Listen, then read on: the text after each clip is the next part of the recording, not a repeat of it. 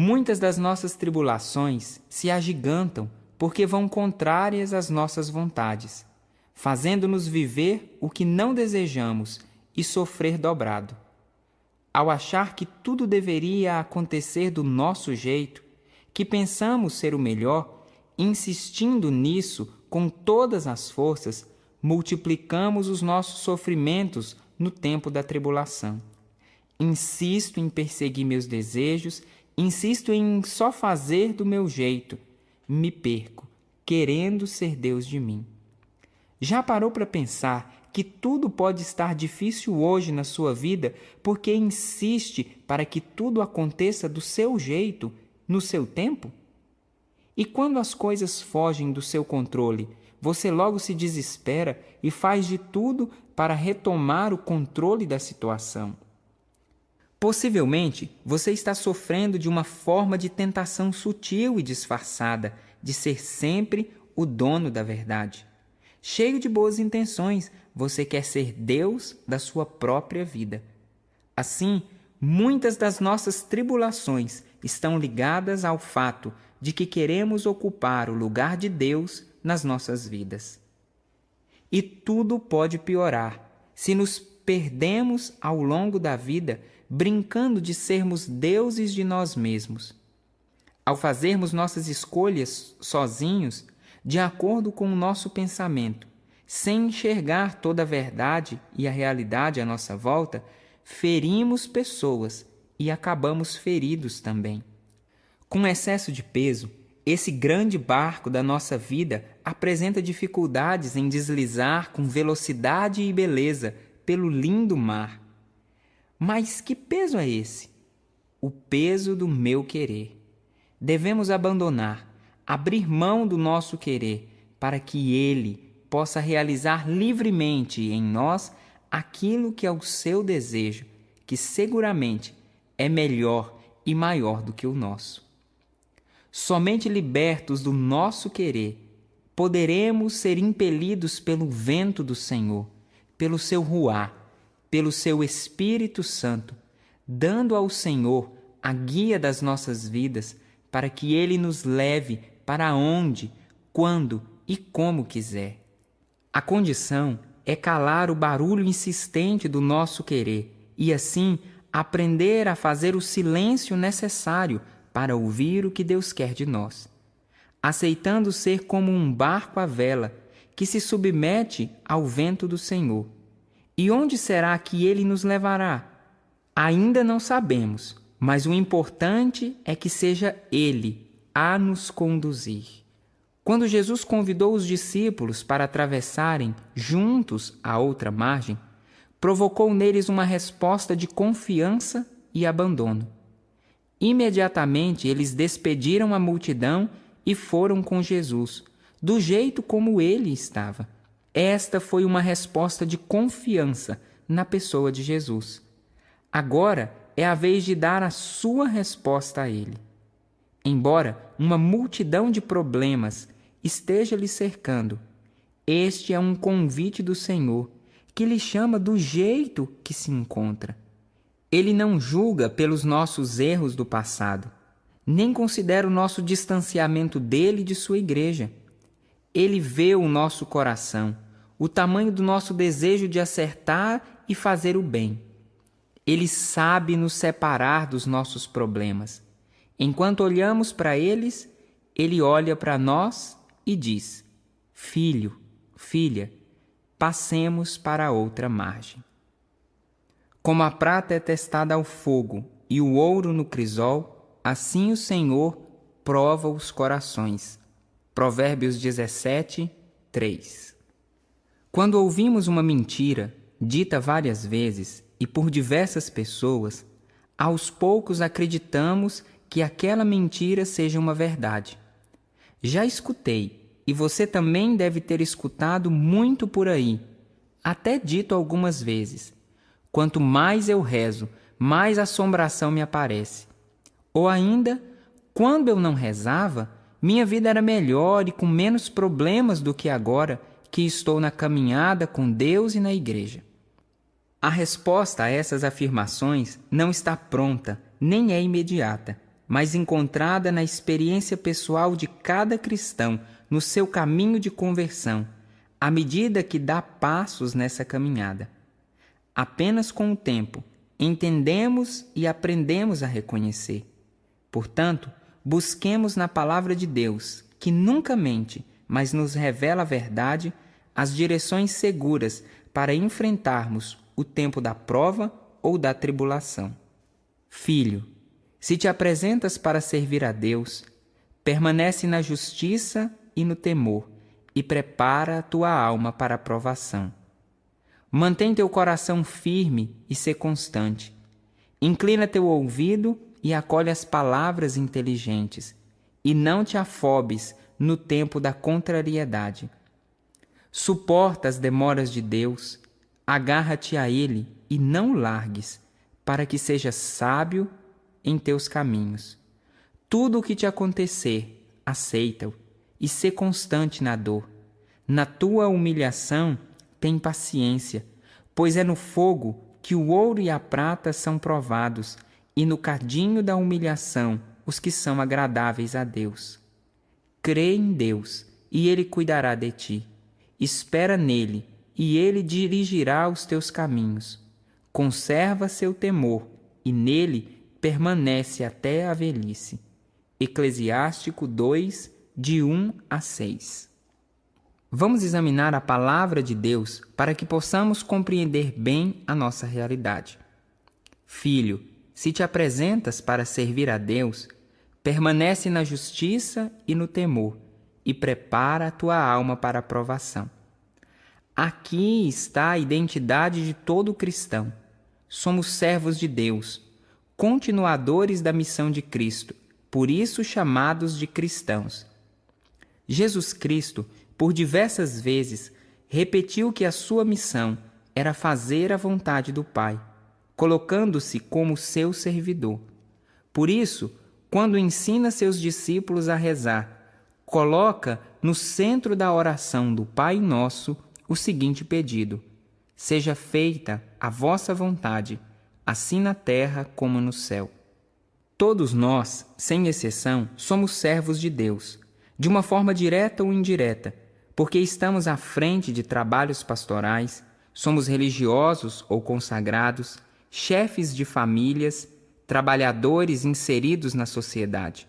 Ou seja, independente de qualquer coisa e da idade, somos todos servos de Deus, pois temos o constante desejo de acertar na realização da vontade de Deus, aproximando-nos dessa forma da missão de Jesus, que em tudo fez a vontade do Pai.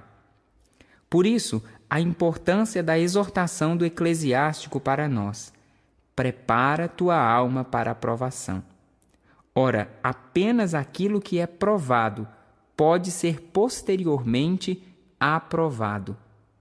O estudante que não se submete às provas e exames escolares fica impossibilitado de provar seus conhecimentos e ser aprovado. Assim, somos nós na escola da vida. É necessário que passemos pelas provas para sermos aprovados. Enquanto a maioria prefere fugir e evitar as provações, a palavra de Deus nos diz para estarmos preparados. Tal situação se assemelha a alguém no meio do mar enfrentando uma grande tempestade, sem poder fugir, molhando-se, sendo sacudido pela força das ondas e empurrado pelas rajadas de vento.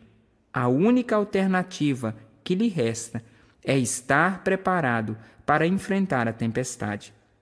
Muitos de nós vivemos situações assim, bem concretas, inevitáveis, incontroláveis ou ainda inimagináveis. Mas a situação é real. O que faremos agora? Fugir? Comprar um livro que ensine a assumir com os problemas? Dar uma de louco e fingir que não é conosco, nem com a nossa família, nossa saúde? Nada disso dará certo. O Eclesiástico nos ajuda a entender o que é necessário nesse tempo. Mantenha o teu coração firme e sê constante. Inclina teu ouvido e acolhe as palavras inteligentes e não te afobes no tempo da contrariedade. A firmeza de coração no tempo da provação é essencial para a nossa vitória. Mas por que é tão difícil? Porque muitas vezes exige a disposição de ouvir a opinião dos outros e acolher conselhos dos sábios, ter paciência e não viver afobado, agoniado e estressado nesse tempo da contrariedade que parece ser eterno. Então, ainda temos: suporta as demoras de Deus, agarra-te a Ele e não o largues, para que sejas sábio em teus caminhos. Esse trecho nos esclarece que o tempo é o de Deus e não o nosso. Assim, o que para nós é uma demora de Deus, para Ele é o tempo necessário. Entretanto, nos aponta o porto seguro durante as tempestades da tribulação. Agarra-te a Ele e não o largues. Porém, na prática, geralmente, antes, recorremos a tudo e a todos. E quando não há mais nenhuma possibilidade, aí sim procuramos a Deus. E mesmo assim, por diversas vezes, ao longo do caminho, ora seguramos, ora soltamos a mão de Deus. Portanto, a ordem é: agarra-te a Ele e não o largues. Tudo o que te acontecer, aceita-o e sê constante na dor. Na tua humilhação, tem paciência, pois é no fogo que o ouro e a prata são provados, e no cadinho da humilhação os que são agradáveis a Deus. Crê em Deus, e Ele cuidará de ti. Espera nele, e dirigirá os teus caminhos. Conserva seu temor, e nele permanece até a velhice. Você pode dizer: mas essa agora ainda me diz que tenho que aceitar tudo o que me acontecer. Isso é fácil para ele, pois não é ele que está vivendo e passando por tudo. Calma, aos poucos você perceberá que não é pedido para você se conformar melancolicamente com seus problemas e sofrimentos, mas que aprenda a transformá-los em oportunidades de crescimento e amadurecimento na fé. Pode parecer que o Eclesiástico nos pede uma medida grande demais para viver. Porém, o resumo de tudo isso é a permanência em Deus, aconteça o que acontecer. Aqui, antes de mais nada, é importante que você saiba distinguir bem uma provação de uma tentação. A carta de São Tiago, capítulo 1, pode nos ajudar. Considerai uma grande alegria, meus irmãos, quando tiverdes de passar por diversas provações, pois sabei que a prova da fé produz em vós a constância. Ora, a constância deve levar a uma obra perfeita, que vos torneis perfeitos e íntegros, sem falta ou deficiência alguma. Tiago, capítulo 1, versículos 2 e 3. São Tiago nos deixa claro que o objetivo das provações é a aprovação da nossa fé, gerando a constância que nos leva a uma obra perfeita. A provação é para nós como uma purificação do ouro, que, quando levado a altas temperaturas, torna-se cada vez mais puro. Por esse motivo, São Tiago diz que devemos nos alegrar quando passarmos por diversas provações, pois é sinônimo de oportunidades de crescimento na fé. Feliz aquele que suporta a provação, porque, uma vez provado, receberá a coroa da vida que Deus prometeu aos que o amam. Tiago, capítulo 1, versículo 12. Também é São Tiago que nos ensinará o que é uma tentação. Ninguém, ao ser tentado, deve dizer: é Deus que me tenta, pois Deus não pode ser tentado pelo mal e tampouco tenta alguém. Tiago, capítulo 1, versículo 13. Assim, a tentação nunca vem de Deus. Enquanto o objetivo da provação é uma obra perfeita, o da tentação é a geração do pecado. Para esclarecer ainda mais, Antes, cada qual é tentado por sua própria concupiscência, que o arrasta e seduz. Em seguida, a concupiscência concebe o pecado e dá à luz, e o pecado, uma vez maduro, gera a morte. Tiago capítulo 1, versículos 14 e 15. São Tiago se preocupa em diferenciar a provação da tentação para explicar aos seus ouvintes que os efeitos da provação são o alcance da coroa prometida por Deus e a geração de uma obra perfeita. Em contrapartida, o fruto da tentação é um processo que gera o pecado, que por sua vez leva à morte. Estamos juntos nessa, por isso precisamos estar preparados. Assim como uma viagem exige um bom planejamento para que seja bem-sucedida, aqui estamos nos instruindo com informações fundamentais sobre tudo o que enfrentaremos nesse barco. E não só isso, pois nos ufanamos também de nossas tribulações, sabendo que a tribulação gera constância. A constância leva à virtude provada, e a virtude provada desabrocha em esperança. Mas eu não estou só. O Pai está sempre comigo. Eu vos disse estas coisas para que em mim tenhais paz. No mundo tereis aflições, mas tende coragem, eu venci o mundo. João capítulo 16, versículos de 32 a 33. Você teve coragem de se abandonar aos cuidados de Deus. Mas o que pretende com essa atitude de abandono e confiança em Deus? É exatamente isso que devemos descobrir, pois tal é uma condição para prosseguirmos em nossa viagem. A parada aqui é estratégica e toda a nossa viagem dependerá da sua escolha: esconderijo ou refúgio? No capítulo 16 do Evangelho de São João, Jesus se encontra nos momentos finais de sua vida, ao lado dos discípulos. Por isso, prepara-os para o tempo das dificuldades.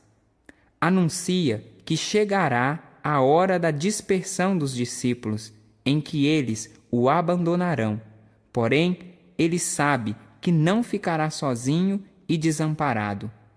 Essa é a fonte da perseverança de Jesus.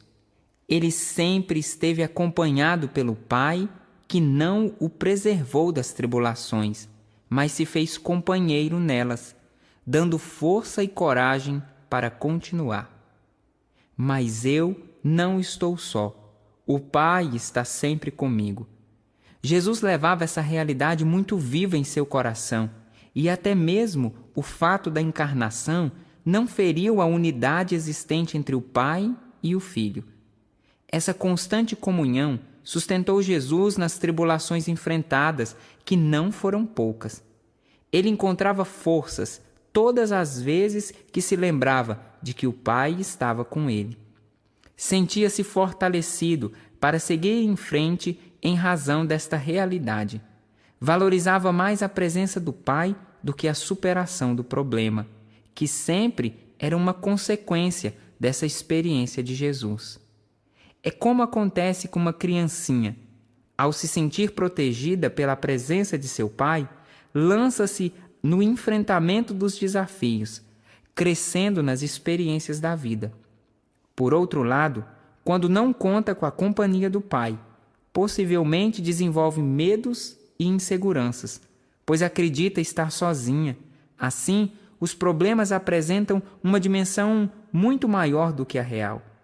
Muitas vezes, quando essa criancinha se percebe sozinha, ela desenvolve um comportamento agressivo e egoísta, pois já que ninguém olha por ela, aprende a se defender sozinha e acredita que somente ela própria pode fazer algo por si mesma. É assim que surgem muitos dos adultos autossuficientes, desconfiados e isolados do mundo. Eu vos disse essas coisas para que em mim tenhais a paz. Estamos sempre em busca de paz, porém equivocados quanto ao seu conceito. Para muitos, a paz significa a ausência de problemas e conflitos. Uma vida sem problemas, dores e tristezas. Na verdade, um sonho impossível, pelo menos de realizá-lo aqui na terra. No céu, sim, não teremos choro nem dor, mas por enquanto estamos aqui na terra, sujeitos às realidades dessa vida. Sendo assim, como Jesus anuncia paz aos discípulos? Jesus apresenta a verdadeira paz, com o correto referencial, que não é a ausência de problemas ou conflitos, mas sim a presença de Deus, para que nele tenhamos a paz. Por isso conhecemos o testemunho de tantos santos que, no auge das agonias do martírio, deixaram registrada a grande experiência de paz, quando professavam a fé nessa companhia de Deus, principalmente nas horas mais difíceis e exigentes. Assim, a paz verdadeira vem dessa constante experiência de que Deus está conosco e nós com Ele. Isso também é muito simples de constatarmos nas nossas vidas sempre que enfrentamos momentos difíceis, situações novas e exigentes, e buscamos um companheiro ou uma companheira como recurso para nos sentirmos mais seguros. Acreditamos que se fulano estiver conosco, conseguiremos superar o momento com mais facilidade e segurança. Qual tem sido o seu referencial de paz? Será que você também criou o seu conceito de paz, segundo os seus moldes e interesses? Talvez não esteja experimentando a verdadeira paz porque tem buscado-a em fontes falsas e incompletas. Já elegeu alguém como seu companheiro para enfrentar momentos difíceis e isso bastou para você? Tome cuidado para que esse companheiro não substitua o próprio Deus na sua vida. No mundo tereis aflições. Um Deus que exorta anunciando as dificuldades não para promover o medo, mas para que tenha uma verdadeira paz. A paz nele e não nas coisas e pessoas. O anúncio de que os discípulos teriam tribulações não significava que Deus desejava o mal deles, agorando o futuro, ou eles ficassem neuróticos e assustados, mas que, cientes da presença e companhia do Pai, tivessem, em meio às tribulações, muita paz e serenidade. É um fato. Somos sempre sacudidos como um barco em alto mar, em meio à tempestade dos acontecimentos. Enquanto estivermos nesse mundo, estaremos sujeitos às suas contingências. Não poderemos viver fora dessa realidade, assim como ninguém pode naturalmente viver livre da lei da gravidade, que atrai os corpos para o centro da Terra, impedindo que nos soltemos dela. Quanto às tribulações dessa vida, também ninguém está isento delas, independente de sua natureza. Então, se você espera uma vida sem problemas e tribulações, é bom acordar deste sonho infantil, despertar para a vida e se tornar um adulto maduro diante desta realidade concreta da vida. No mundo tereis tribulações. Jesus foi bem realista com seus discípulos, alertando-os das lutas que enfrentariam. Por isso, não podemos esperar um tratamento diferente para conosco. Neste mundo, nesta vida, sempre teremos tribulações e aflições. É encantador perceber como Jesus era realista com seus discípulos. Sem perder a ternura, anunciava a verdade, a única, capaz de formar o homem por inteiro. Jesus não mascarava a verdade da vida com promessas ilusórias, nem dizia meias verdades para os discípulos. Certa vez, quando os enviava em missão, disse para eles: Eis que vos envio como ovelhas no meio de lobos. É possível imaginar o medo que sentiríamos de ir nesse lugar onde Jesus os havia enviado. Ele poderia amenizar este anúncio dizendo que talvez encontrassem pelo caminho pequenas dificuldades ou alguns probleminhas para não assustar os discípulos, mas Jesus jamais faria essa escolha. Nós é que escolhemos, com desculpas pseudo-psicológicas e motivacionais, esconder a verdade das pessoas, ou ainda dizer de um modo diferente, para não traumatizar e assustar. Deus nos livre desse cuidado hipócrita. Se você espera, de alguma forma, encontrar aqui meias verdades ou realidades maquiadas, pode tirar seu cavalinho da chuva. A metodologia da verdade, dita com caridade e na hora certa, sempre obteve resultado positivo, e é assim que caminharemos até o fim. Não existe verdadeira paz onde se falam apenas meias verdades, pois estas já são uma mentira inteira. Onde existe mentira, a paz é falsa e frágil. Bastará a verdade vir à tona e tudo se transformará em guerra e grande tribulação. Soluções fáceis se tornam com o tempo problemas difíceis. Os relacionamentos estão adoecendo hoje exatamente por falta de verdade. Isso é observado até nas famílias, com esposa e marido, pais e filhos. Não significa que precisamos ser estúpidos ou ignorantes com as pessoas, mas dizer apenas a verdade, sem excluir a afetuosidade. Onde já se viu quem disse que a verdade é prejudicial? O próprio Jesus disse: conhecereis a verdade e ela vos libertará. A verdade é igual a uma injeção. Na hora dói, mas passa logo, e no futuro os efeitos são sempre positivos. Mas tende coragem, eu venci o mundo.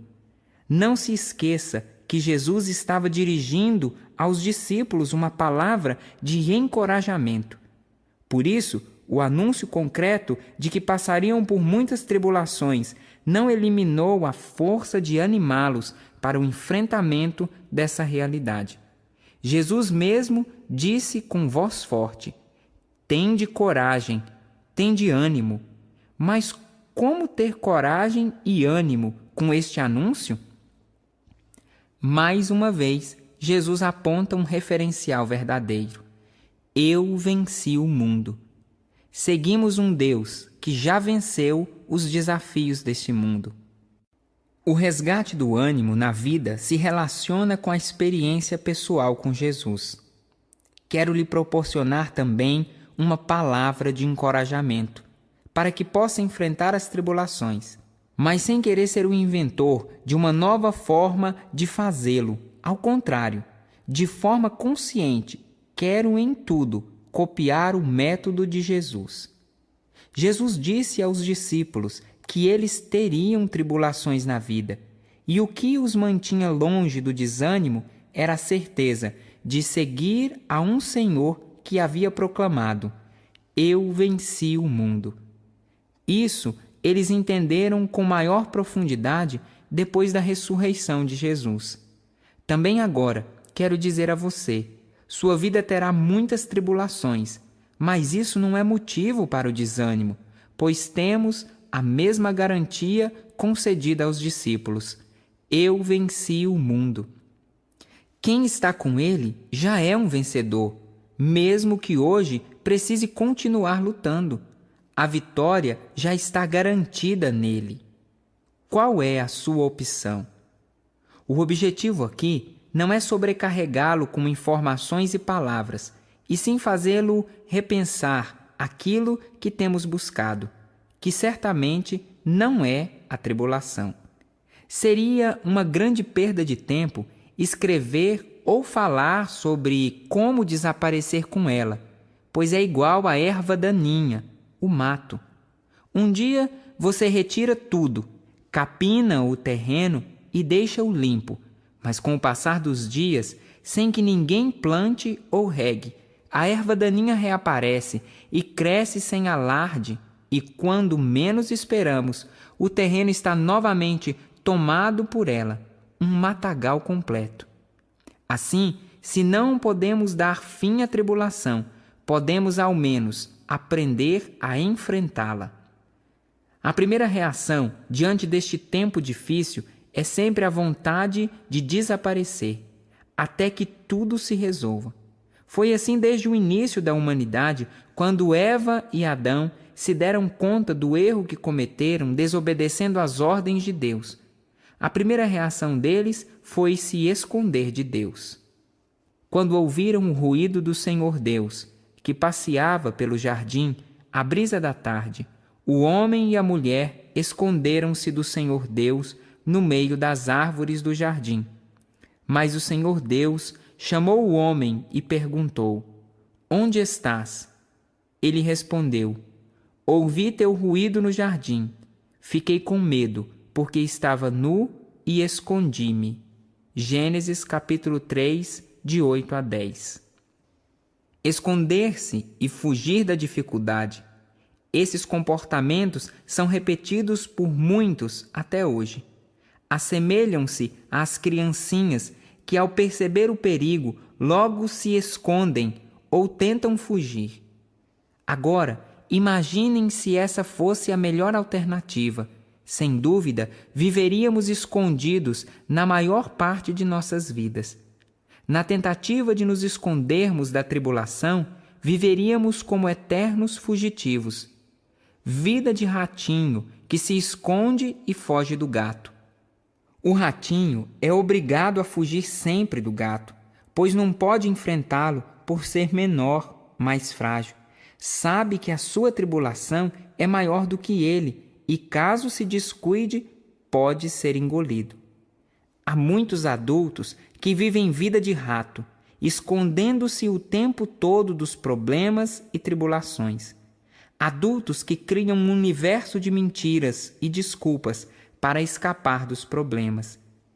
Esse não é um comportamento de quem segue a Cristo. Então, se não tem como esconder ou fugir da tribulação, se ela é uma realidade concreta, o que fazer? Buscar um refúgio durante a tribulação. É fácil de entender a diferença. Quem busca um esconderijo está certo de que não poderá contra a tribulação e age como um ratinho. Porém, podemos aprender um jeito mais digno de enfrentá-la. Diversos salmos nos apontam para a busca de Deus como um refúgio. Esconderijo e refúgio são muito diferentes.